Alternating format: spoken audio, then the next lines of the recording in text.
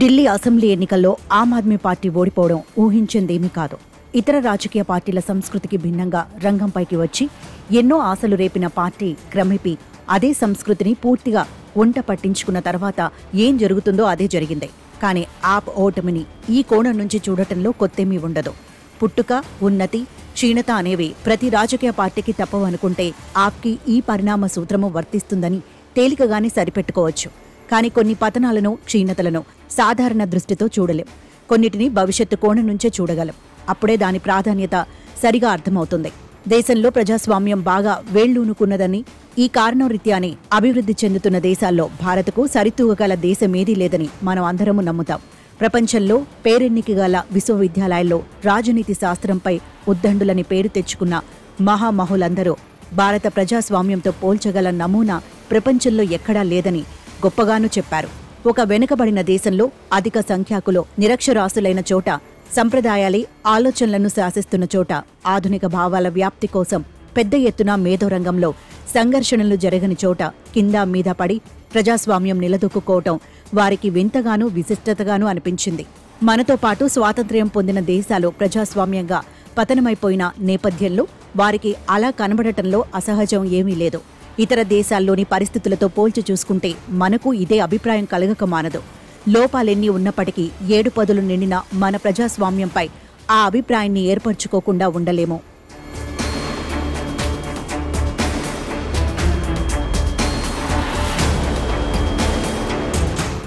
మతం, ప్రాంతం, భాష, కులం లాంటి వాటి మీద విపరీత ప్రేమతో, హద్దులు దాటిన తాదాత్మ్యంతో వ్యవహరించితే ఇక్కడైనా ఎక్కడైనా ప్రజాస్వామ్యం పలచబడిపోతుంది.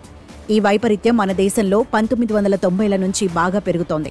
జాతీయ, ప్రాంతీయ పార్టీలు విజయ అవకాశాల కోసం సందర్భాన్ని బట్టి మతం, ప్రాంతం, కులం, భాషలను ఉపయోగించుకొని ప్రజాస్వామిక స్ఫూర్తిని అడుగడుగునా గండి కొడుతున్న నేపథ్యంలో ఆ రాజకీయ రంగంలోకి రావడం ఒక కొత్త ఆశను కల్పించింది. 21వ శతాబ్దంలో మతం, ప్రాంతం, కులం, భాషల పేరెత్తకుండా ప్రభుత్వాల్లో పాతుకుపోయిన అవినీతిపై పోరాటాన్ని ప్రధాన అస్త్రంగా చేసుకుని ఢిల్లీలో ఆప్ అధికారాన్ని చేజిక్కించుకోవడం రాజకీయ రంగంలో సంచలనమనే చెప్పాలి. దేశంలో గణనీయ సంఖ్యలో ఉన్న మధ్యతరగతి ఆప్కు, కేజ్రీవాల్కు జేజేలు కొట్టింది. మన మధ్యతరగతికి అవినీతిలో భాగం లేదని చెప్పలేం. అనేక ప్రలోభాలకు అది దూరంగా ఉందని చెప్పలేం. కానీ విధిలేని పరిస్థితుల్లో వాటిల్లో చిక్కుకుపోయామనే భావన అంతర్లీనంగా ఎంతో కొంత బలంగానూ ఉంది. వాటి నుంచి బయటపడేసే రాజకీయాలొస్తే భవిత ఇంకా బాగుంటుందనే ఆశ కూడా వారిలో గట్టిగానే ఉంది. ఆ ఆశతోనే ఆప్కు వెన్నుదన్నుగా నిలబడ్డారు. ఢిల్లీలో అధికారం రావడానికి తోడ్పడిన అజెండాతో దేశవ్యాప్తంగా ఆప్ విస్తరిస్తుందనే భరోసా చాలా మందికి కలిగింది. ముఖ్యంగా మధ్యతరగతి, ఎగువ మధ్యతరగతికి చెందిన బుద్ధిజీవులు కొత్త రాజకీయ ప్రయోగంలో పాలు పంచుకోవడానికి ముందుకు వచ్చారు. ఎటువంటి రాజకీయ అనుభవం లేనివారు, జీవితంలో ఇతరత్రా స్థిరపడి మంచి జీవితాన్ని అనుభవించగలిగే సామర్థ్యం ఉన్నవారు ఆప్ వైపు ఆకర్షితులయ్యారు. ఒక మోస్తరు రాజకీయ నేపథ్యం లేని వాళ్లు ఎమ్మెల్యేలయ్యారు, మంత్రులయ్యారు. ఢిల్లీ కేంద్రంగా ఊపిరి పోసుకున్న కొత్త రాజకీయ సంస్కృతి క్రమేపీ దేశవ్యాప్తంగా విస్తరిస్తుందనే ఆశ కొన్నాళ్లు బలంగానే ఉండేది. అందుకే కేజ్రీవాల్ పేరు దేశవ్యాప్తంగా మధ్యతరగతిలో బాగా ప్రాచుర్యం పొందింది. కీలక అధికారాలన్నీ కేంద్రం చేతుల్లో ఉన్న ఢిల్లీలో ముఖ్యమంత్రికే కాదు, మొత్తం అక్కడి ప్రభుత్వానికి అనేక పరిమితులున్నాయి. అయినప్పటికీ ఒక కొత్త రాజకీయ సంస్కృతికి, పరివర్తనకు ప్రతీకగా కేజ్రీవాల్ను పరిగణించడంతోనే ఆ ప్రాచుర్యం లభించింది. అందుకే ఆప్ ఎన్నికల్లో ఎక్కడ నిలబడితే అక్కడ దాని ప్రభావం మీద ఎన్నో అంచనాలు, విశ్లేషణలు వెల్లువెత్తాయి.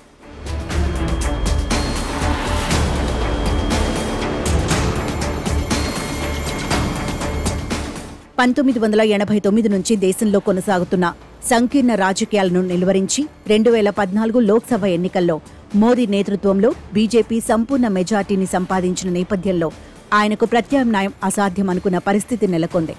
సర్వం మోదీమయం అనుకున్న వాతావరణంలో 2015 ఢిల్లీ అసెంబ్లీ ఎన్నికల్లో ఆప్ 70కు 67 స్థానాలు సంపాదించి చరిత్రను సృష్టించింది. ఆర్థిక, పాలనపరమైన సమస్యల అజెండాను ప్రధానంగా చేసుకుని మధ్య, దిగువ తరగతి ప్రజల మద్దతుతో రాజకీయాలను నడపవచ్చనే ధీమాను కల్పించింది. నిజానికి ఈ 2 వర్గాలను కలుపుకొని మత, ప్రాంత, కుల, భాషా దురాభిమానాలు లేని కొత్త రాజకీయ సంస్కృతిని, ఆర్థిక విధానాలను దేశమంతా విస్తరించే అవకాశం అప్పట్లో కొంత స్పష్టంగా కనపడింది.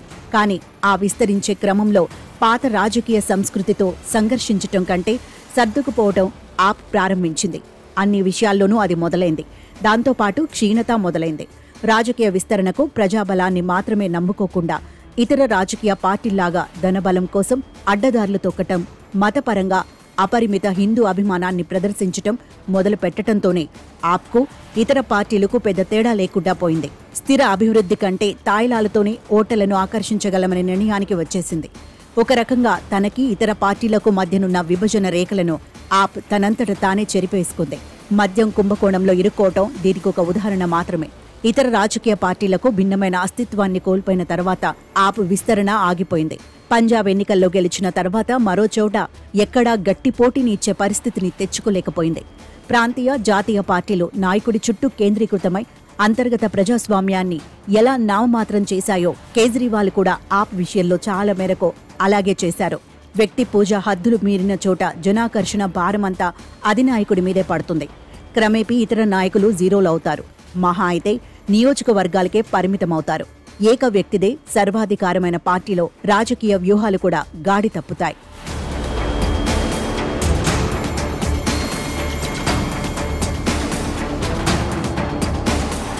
అనేక స్థాయిల్లో చర్చ లేకుండా తీసుకునే నిర్ణయాలు అనర్థాలే ఎక్కువ తెస్తాయి.